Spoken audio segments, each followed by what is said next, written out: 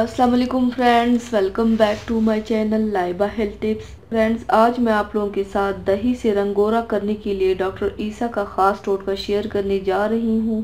Friends, दही चेहरे के दाग धब्बे और रंगत निकालने के लिए बहुत मुफीद है।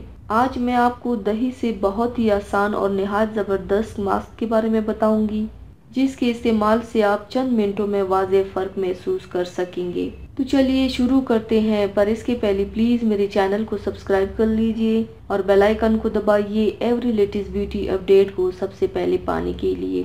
मास्क बनाने के लिए सबसे पहले ब्लेंडर में 1 चम्मच दही डालें, 1 चम्मच मुल्तानी मिट्टी डालें और आधा खीरा छिलके समेत डालें।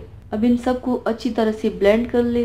ब्लेंड करने के बाद इस मास्क को अपने चेहरे और गर्दन पर लगाएं। हल्के हाथों से मसाज करें। 15 से 20 मिनट तक छोड़ दें। 20 मिनट के बाद चेहरा धो ले। ये मास्क रंगत निकालने और तमाम सियाह दाग धब्बे दूर करने के लिए बहुत मुफीद है। तो व्यूवर्स, थैंक्स फॉर वॉचिंग। मेरी वीडियो को लाइक और शेयर ज़रूर कीजिएगा।